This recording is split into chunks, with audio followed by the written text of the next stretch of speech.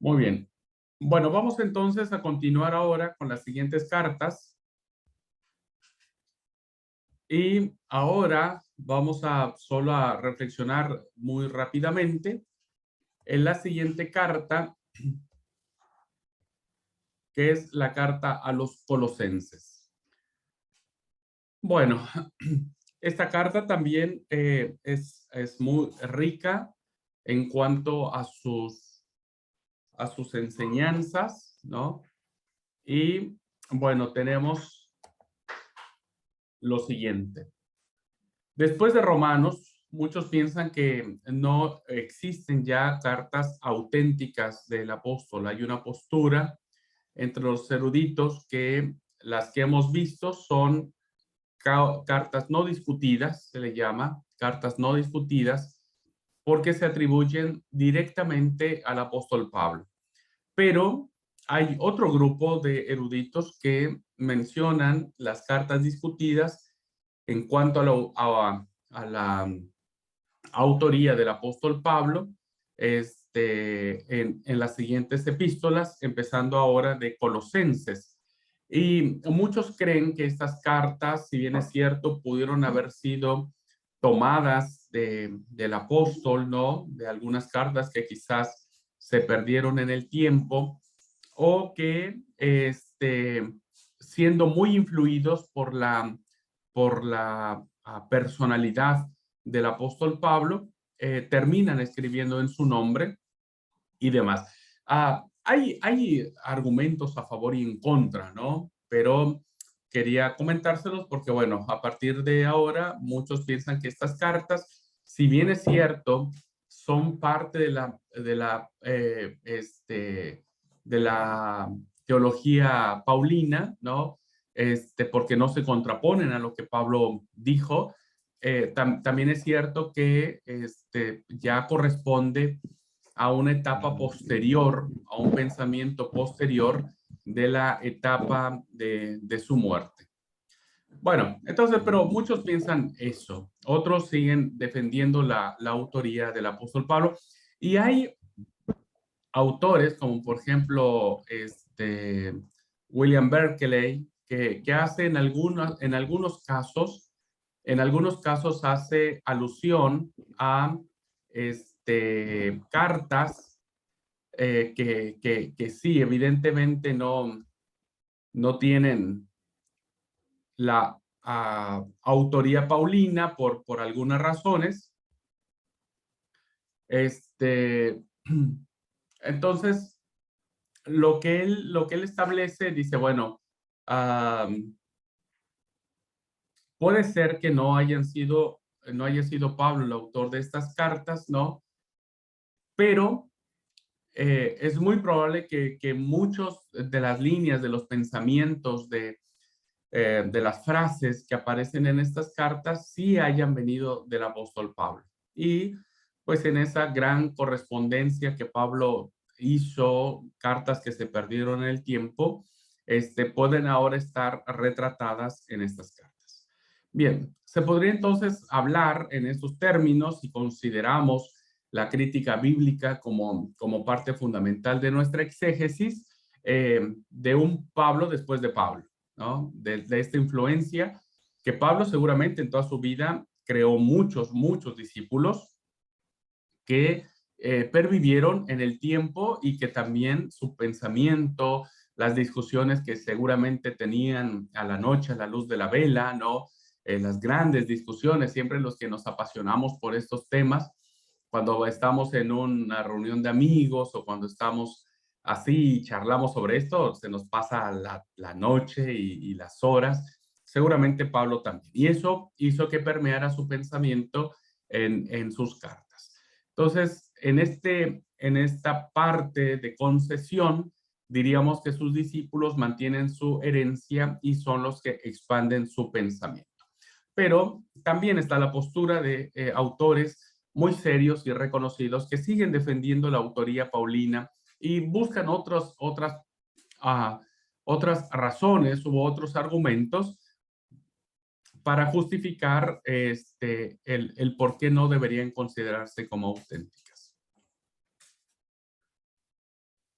Las iglesias de la ciudad de Colosas, entonces, y todo lo que es su entorno, no habían sido fundadas directamente por Pablo, sino por colaboradores suyos. Ya la obra misionera se había extendido, si bien es cierto, Pablo es el grande misionero que el libro de Hechos de los Apóstoles nos narra en sus 3 grandes viajes misioneros, ¿no? Seguramente la experiencia, el carisma de compartir y de ir a muchos lados era producto de varios colaboradores de Pablo. Pues bien, en esas iglesias, algunos cristianos de origen judío, pero de tendencia más gnóstica que legalista, es decir, más tendientes al conocimiento que a la ley, quisieron reinterpretar el evangelio en categorías sagradas propias de un tipo de judaísmo de sacralidad cósmica, es decir, ya empezaron a hablar de temas, ¿no? Que tienen que ver más con el conocimiento, con la gnosis. Y entonces reintroducen en las iglesias un sistema de comidas y de celebraciones litúrgicas vinculadas a los diversos tiempos del año y relacionadas con ángeles celestes que aparecen como intermediarios de Dios. Permítanme, hermanos, que dejé la Biblia en la otra habitación.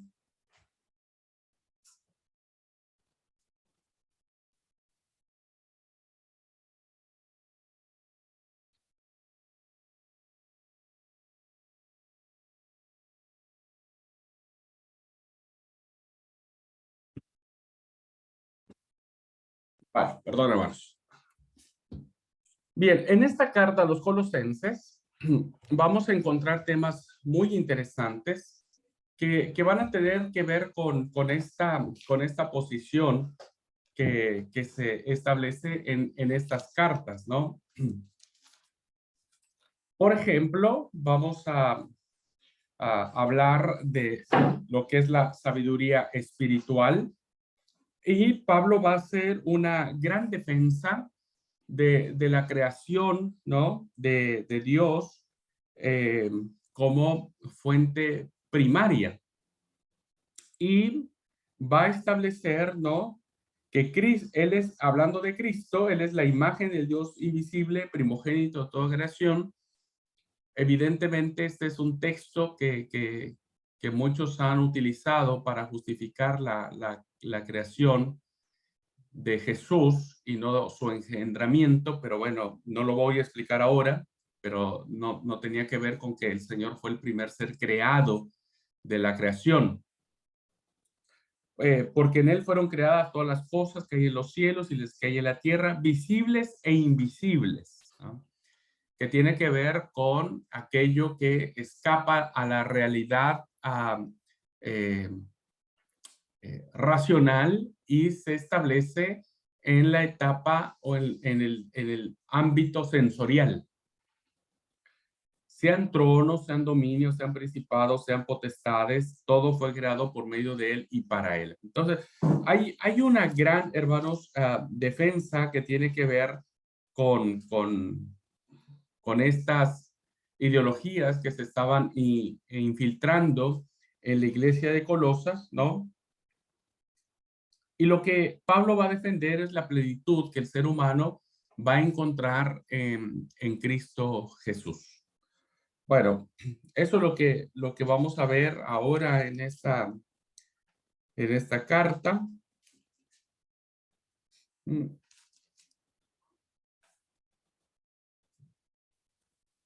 Y en el capítulo 3 vamos a encontrar lo que se le ha conocido, ¿no? Como la vida entre el hombre, la vida antigua y la vida nueva en Cristo Jesús. Bueno, en términos generales, hermanos, eso va a ser Colosenses. Es una carta muy linda. A mí en lo particular me llama mucho la atención en el capítulo 3, ¿no? Que es muy importante.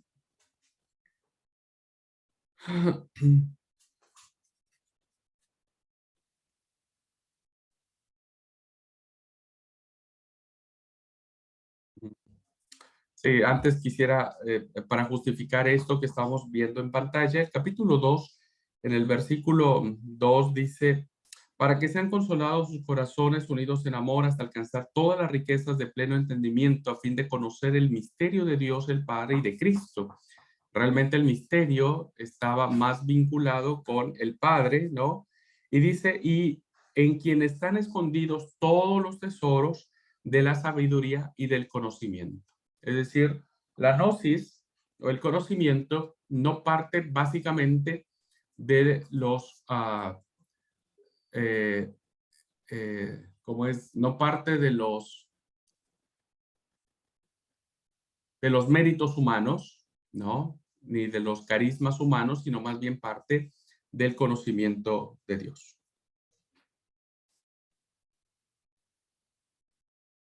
Bueno, hay muchas cosas que decir en la carta de Romanos. La otra cosa que me gustaba que iba a decir es, bueno, también para justificar, dice en el capítulo 2, por tanto, nadie os juzgue en comida o en bebida en cuanto a días de fiesta, lunas nuevas o días de reposo. Vienen en términos, en un tema muy judío, ¿no? Muy propio del judío, pero con algo más tirado o pegado a la gnosis. Por eso Pablo dice, nadie juzgue por comida, bebida en cuanto a días de reposo, días de fiesta, luna nueva, día de reposo, todo lo cual es sombra de lo que ha de venir, pero el cuerpo es Cristo. Entonces, es interesante esto, ¿no? Despojando a los principados y a las potestades, los exhibió públicamente, triunfando sobre ellos en la cruz. En fin, son las ideas que Pablo está argumentando para defender, ¿no? Principalmente lo que es la fe. Y este punto que les decía es el capítulo 3, versículo 12, vestidos pues como escogidos de Dios, santos y amados, de entrañable misericordia, benignidad, humildad, mansedumbre, paciencia. Esto va a representar el gran desafío, el gran paradigma de no voltear a la gnosis, ¿no? Y no confundirse con eso, sino que ahora lo que representa la vida cristiana es una vida que va en concordancia a Dios. Somos vestidos como escogidos de Dios. Dios es el que nos ha escogido por su absoluta voluntad. Muy bien, esto es lo que vamos a plantear solamente en la carta a los Colosenses. Bien, vendrá otra carta, que será la carta a los Efesios, otra maravillosa carta, que es hermosa, la carta a los Efesios. Y en esta carta diremos lo siguiente. El pensamiento de la carta a los Efesios sabe que la iglesia de Cristo está fundada sobre el cimiento de los apóstoles y de los profetas. Efesios 2:20 lo plantea muy bien y dice, edificados sobre el fundamento de los apóstoles y profetas, siendo la piedra fundamental del ángulo Jesucristo mismo. Este pensamiento que va a permear la carta a los Efesios va a hablar que el movimiento eclesial inicia con Cristo y va a descansar en la predicación apostólica y profética, ¿no? Por eso dice, edificadas en el fundamento de los apóstoles y de los profetas. Tenemos dos lecturas aquí, hermanos, dos lecturas en cuanto a los profetas. No voy a profundizar mucho, pero hay dos lecturas que podríamos hacer. Podrían tratarse, la alusión podría tratarse a los profetas del Antiguo Testamento o podría tratarse de que en la iglesia de Efesios había profetas reconocidos, que en el texto del Neotestamentario hay mención de profetas en la comunidad de Efesios, en la comunidad de Romanos, en Hechos de los Apóstoles, etc. Bien, pero entonces está fundamentado en los apóstoles y profetas del principio, pero añade que el mismo Dios ha nombrado a Pablo. Pablo defiende esta parte como el portador, el revelador universal de la novedad cristiana. Es decir, que eso que había dicho el libro de Hechos de los Apóstoles con Ananías, que dice, ve, porque instrumento escogido me es este, ¿no? Ahora parece ser que Pablo es el que está tomando la posta, ¿no? Pablo es el que está tomando la posta y dice que esta unión del futuro, del futuro redentivo o redentor de los judíos y gentiles, tendrá forma de un solo cuerpo, ¿no? Dice, en quien todo el edificio bien coordinado va creciendo para ser un templo santo en el Señor, quien vosotros también sois juntamente edificados para morada de Dios en el Espíritu. Un cuerpo en Cristo, un edificio en Cristo. Y parece ser que hay un paralelo, hermanos, entre la función que tiene ahora, que tuvo la función de Pedro en el Evangelio de Mateo, cuando dice que la fe que pronuncia Pedro va a ser la fe donde descanse la iglesia. Ahora esta confesión de fe que está diciendo el apóstol Pablo, ¿no? Este, es donde la iglesia va a seguir descansando. La fe en Cristo, pero esta va a estar apoyada en los apóstoles y en los profetas. Algo más dirá la carta a los Efesios y dirá que la iglesia no es un cuerpo entre otros, no es una metáfora común y corriente, no es una metáfora trivial, sino más bien es una metáfora muy importante, la metáfora del cuerpo, ¿no? Eh, y Pablo dirá que será la expresión y el signo de la vinculación de todos los hombres y de todas las mujeres, ¿no? Una unidad muy interesante, y esta va a ser a través de Cristo, superando entonces así todas las divisiones que existían entre los judíos y los gentiles.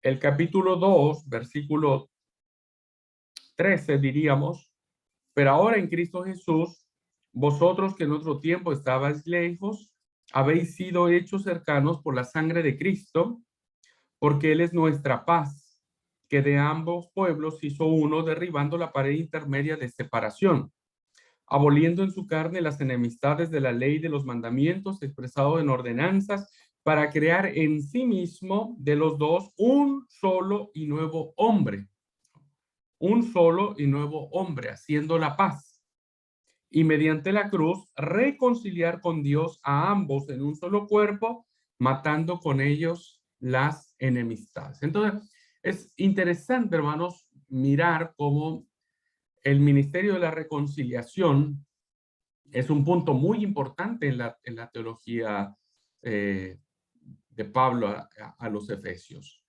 Eh, lógicamente, el representante de Dios en el mundo no será un pontífice o emperador sagrado. Dios no va a descansar en la figura de un papa, de un apóstol, de un profeta en específico. No, el representante de Dios en el mundo será el cuerpo de Cristo, será la iglesia, conforme al testimonio, ¿no? Ya derribó la pared que nos separaba y por sí mismo, dijo Pablo, ha creado un solo y nuevo hombre, haciendo la paz. Y este hombre, ¿no? Dice que está edificado en los apóstoles y profetas, siendo la piedra principal Jesucristo mismo, en el cual nosotros somos un edificio para morada de Dios en el Espíritu. Entonces, no es ningún ser humano, por muchas prerrogativas que quiera atribuirse, el representante de Dios en el mundo es la iglesia, que es la iglesia peregrina, la iglesia que da testimonio, la iglesia que abarca de manera universal a todos, ¿no? Y ese es el pensamiento que hace el apóstol Pablo. Un Señor, una fe, un bautismo, decía en el capítulo 4, versículo 5. En el 3 dice, solícitos en guardar la unidad del espíritu en el vínculo de la paz. 4:5, un Señor, una fe, un bautismo, un Dios y Padre, el cual es sobre todos y por todos y en todos. Pablo va a crear en la epístola a los Efesios una igualdad tan importante, ¿no? Que le va a dar un sentido eclesial. Le va a dar un sentido en donde la iglesia será el garante o la garante de todo esto. Muy bien. Dejamos ahí Efesios, ¿no? Y ahora vayamos a otra carta, que es la segunda carta a los tesalonicenses. Esta segunda carta, hermanos, va a ser muy interesante porque va a abordar muchas cosas nuevas, diríamos, ¿no? Que Pablo no abordó en la primera. En la primera, Pablo aborda respecto de la venida de Jesús. Pero segunda Tesalonicenses va a narrar lo siguiente. En la primera carta, en el capítulo 4 en específico, se suponía que la venida de Jesús era inminente. Todos esperaban que eso sucediera y había un tema de preocupación entre las comunidades de Tesalónica. Y el tema que les preocupaba era el tema de los que habían muerto. ¿Qué iba a pasar con ellos? ¿Qué va a pasar con aquellos que han muerto y no estarán ya en el mundo para recibir a Jesús cuando Él venga? Porque, bueno, sabemos que Jesús viene, pero la gente está muriendo, ¿no? ¿Y qué va a pasar con ellos? Entonces, en la primera carta, lo que preocupa ya, eh, perdón, en esta segunda carta, lo que preocupa ahora ya no es la venida inmediata de Jesús, sino ahora su tardanza. Jesús está tardando, no está viniendo, y entonces ahora, ¿qué va a pasar? Por eso, el pensamiento en la segunda carta es interesante. Esta es una línea muy interesante que ustedes pueden seguir. Pablo va a invitar a los fieles a seguir esperando. La espera que ahora Pablo establece en su segunda carta es una espera que sigue siendo en función a la venida de Jesús, pero ya no tan inmediata, diríamos, ¿no? Ya no hay una expectativa de que el Señor Jesús va a venir hoy a la tarde, ¿no? Sino más bien decir, el Señor Jesús viene, va a venir, pero ahora necesitamos estar más tranquilos, debemos perseverar, debemos esperar con paciencia.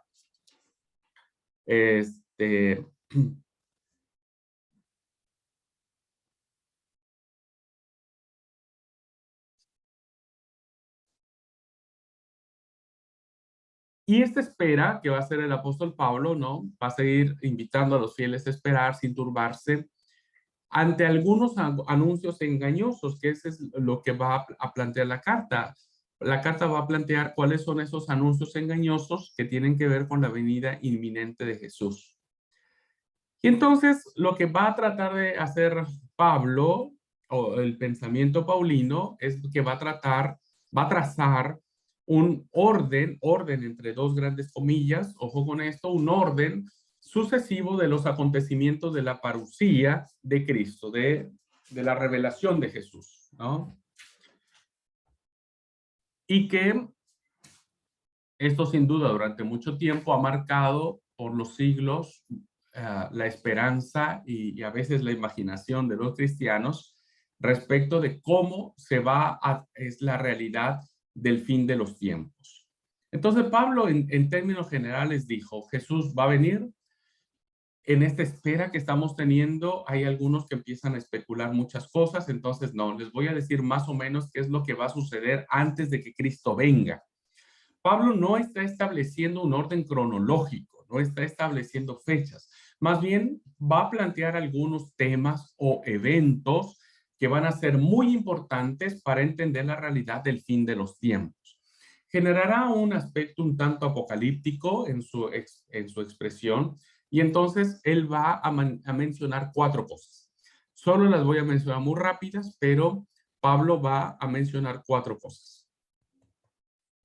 El mensaje fundamental estará desarrollado en 4 apartados. Primero, la apostasía. Pablo va a hablar de la apostasía, que significará la aparición del anticristo, ¿no?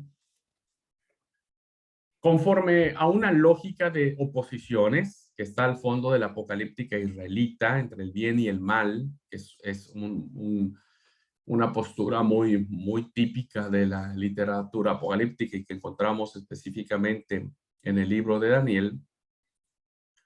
La redención de Dios solo vendrá tras la gran apostasía de la que se habla en 2 Tesalonicenses, propia de Satán. De manera que donde amenazaba el triunfo de la perversión, triunfe y se exprese la gracia de la vida. Eso lo vamos a encontrar en el capítulo 2 de esta carta a los tesalonicenses. El autor sabe, hermanos, sea el apóstol Pablo, sea algún redactor que tuvo a bien escribirlo, sabe que no ha llegado aún ese momento donde la gracia de la vida se ha manifestado. De manera entonces que la historia debe seguir manteniéndose en esperanza. Esa espera paciente que nos permite saber que la venida de Jesús va a tener el enfrentamiento decisivo cuando aparezca el anticristo. Esta es una expresión que aparece en el texto bíblico, ¿no? Y que va a despertar muchos en todos los siglos posteriores, los 21 siglos que tenemos de existencia después del nacimiento del Señor. Se ha hecho un caldo de cultivo muy interesante sobre el tema del anticristo. Pero este es el tema que aparece en el texto de segunda carta a los Colosenses.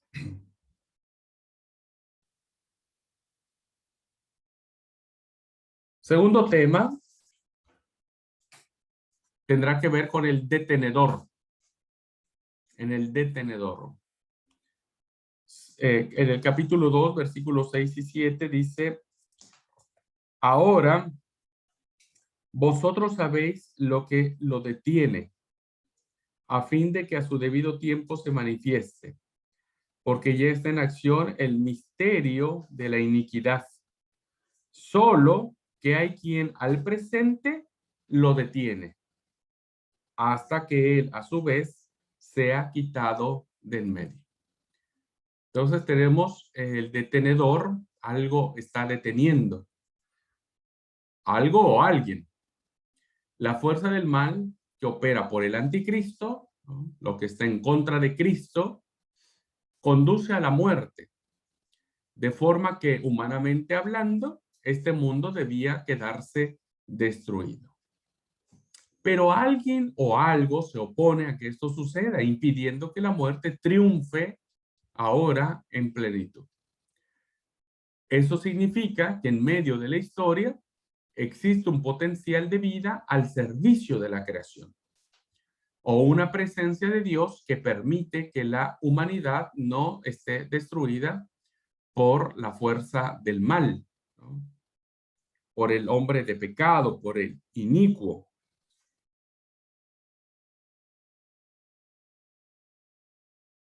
El hijo de perdición que aparece en este mensaje de la carta a los tesalonicenses. Entonces, algo o alguien lo detiene, que eso es lo que aparece acá, ¿no?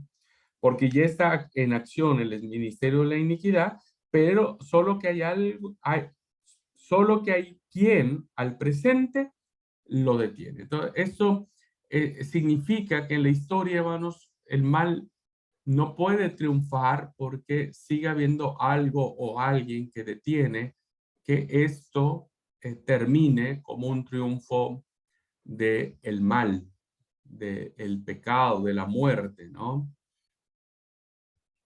La misericordia de Dios, la presencia de Dios hace que todas las cosas subsistan y no caigan dentro de la destrucción. Entonces vemos acá dos mensajes: la apostasía que aparece como aparición del anticristo, ¿no? El apóstata, lo que va a ir en contra de lo que Cristo dijo, el anti. Muchos han identificado al anticristo con personajes de la historia, ¿no? Pasados, presentes e incluso futuros. Ha sido un caldo de cultivo interesante para identificar quién es el anticristo,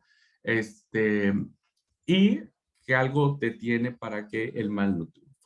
El tercer mensaje es la lucha final, la presencia o la aparición del inicuo, ¿no? Que es lo que en Reina Valera está así. El texto como tal no narra la venida de Jesús en sí misma, no hay una descripción como tal de qué es lo que sucederá, qué eventos acompañará, como en algunos otros textos apocalípticos que nos dan una idea de cómo será esto, ¿no? Así como sale cómo se mira el trueno de oriente a occidente, así se mirará la venida del Hijo del Hombre. Eh, el texto no narra la venida de Jesús en sí mismo, como lo hará la primera carta a los tesalonicenses o el comentario que aparece en el capítulo 15 de Primera a los Corintios. Más bien, el texto de Pablo en Tesalonicenses va a presentar cómo reacciona, cómo se va a reaccionar frente al perverso, como sucede en el Apocalipsis, cuando el perverso se haga presente. Fíjense que estamos hablando del siglo I. Ellos ni siquiera imaginaban lo que nosotros ya todos sabemos después de 21 siglos o 20 siglos transcurridos. Las categorías que ellos miran en cuanto a Satán, en cuanto al inicuo, en cuanto al anticristo, son categorías muy propias de su mentalidad.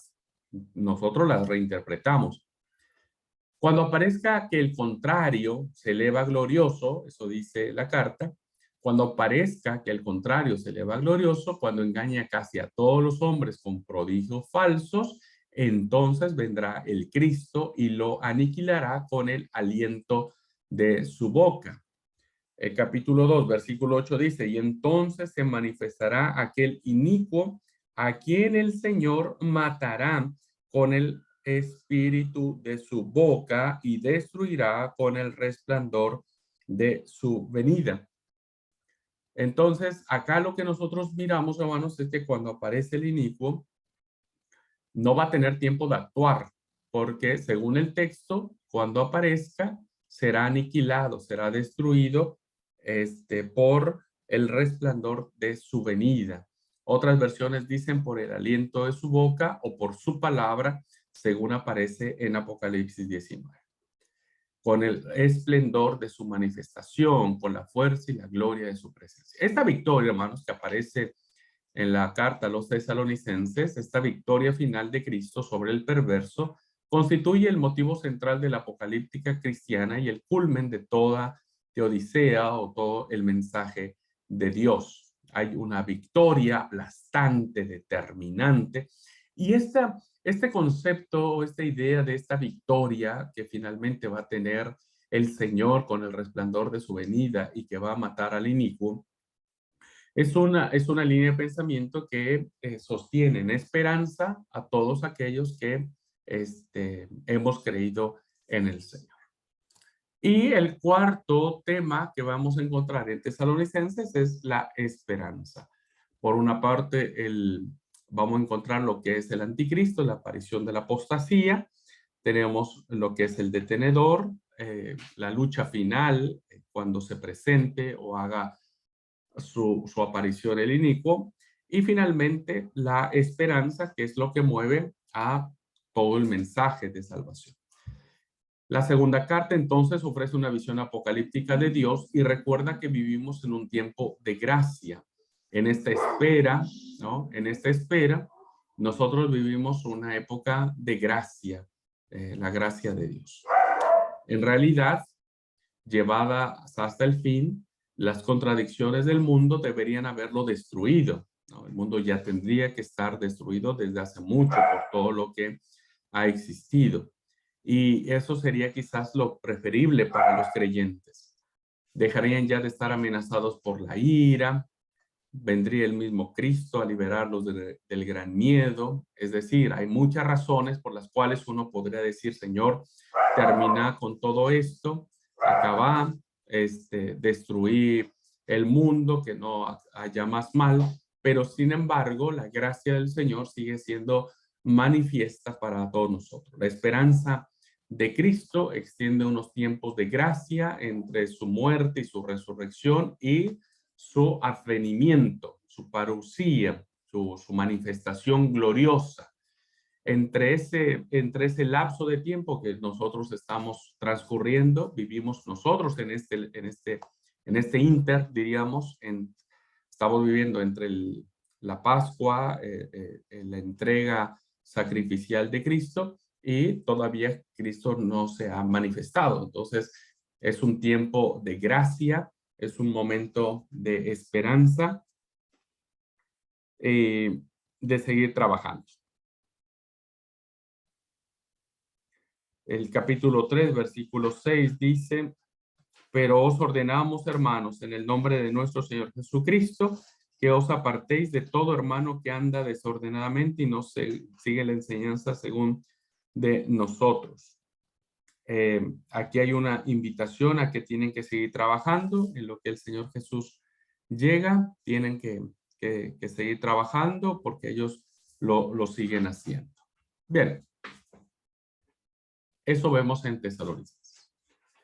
Y finalmente, hermanos, tenemos las cartas pastorales.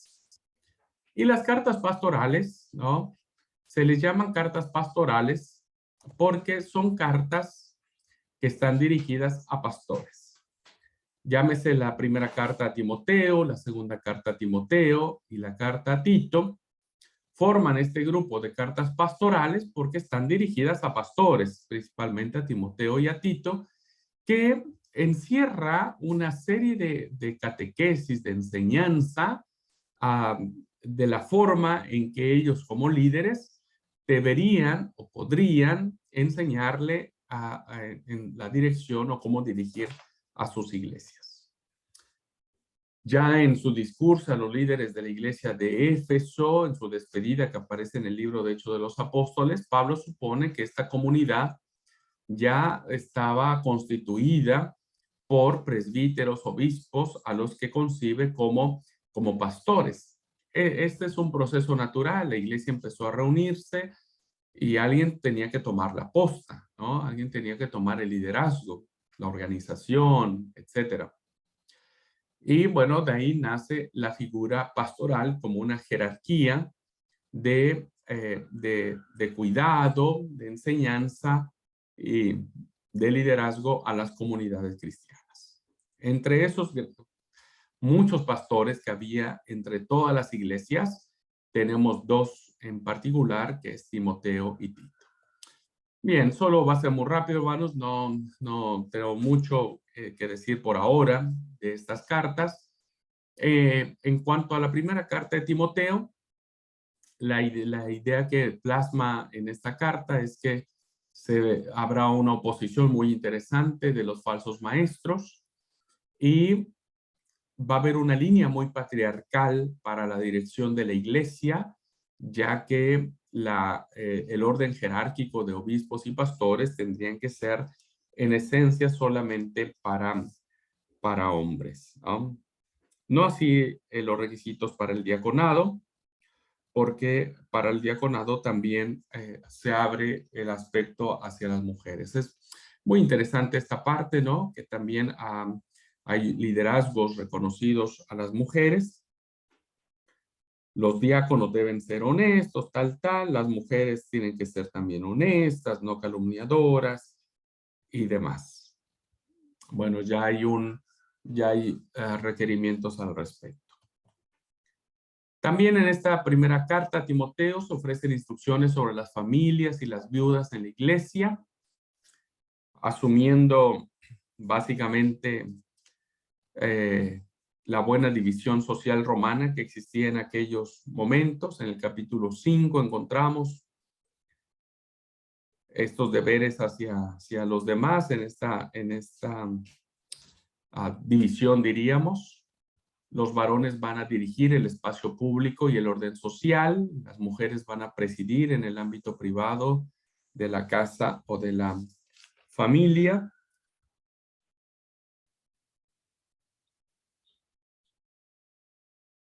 Habrá temas muy controversiales en la primera carta, principalmente en este tema de igualdad, que es algo muy interesante porque en el capítulo 2 habla sobre algo que para muchos exegetas les cuesta trabajo llegar a una real conclusión, que es lo que quiso decir Pablo cuando dice La mujer aprende en silencio, con toda sujeción, cuando él en todas sus demás cartas hablaba sobre la igualdad, ¿no? En la cosmovisión de la igualdad del hombre y de la mujer. Eh, el texto de que la mujer se salvará engendrando hijos, ¿no? ¿Qué significa esa frase realmente? Se salvarán engendrando hijos. En fin, serán temas muy controversiales que, bueno, hasta ahora hay muchas revueltas sobre esto, pero eh, son temas que a muchos les llama la atención. Y finalmente dice que los ministros han de ser buenos padres de familia, varones, casados, con experiencia de haber dirigido bien su casa, hablando de mujeres y de sus hijos. Por eso el capítulo 3, versículo 1 dice, palabra fiel, si alguno anhela obispado, buena obra desea, pero es necesario que el obispo sea irreprensible, marido de una sola mujer, y entonces da una línea mucho más patriarcal en cuanto a el ministerio, es decir, solamente los hombres pueden ser obispos o los pastores encargados de la iglesia, y da toda una serie de recomendaciones al respecto. Bueno, segunda carta a Timoteo, encontramos que Pablo insiste en la necesidad de asumir y promover la misión de Pablo, esa misión que le ha encomendado. Pablo se presenta como mártir, que es un testigo privilegiado de Jesús.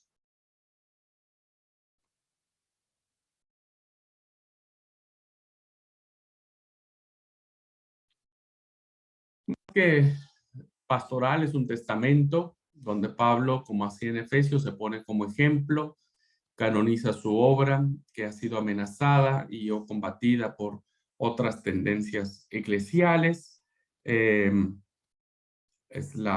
capítulo 4 es como palabras finales ya que cierra el pensamiento del apóstol Pablo, ¿no? He peleado la buena batalla, he acabado la carrera, he guardado la fe, etcétera.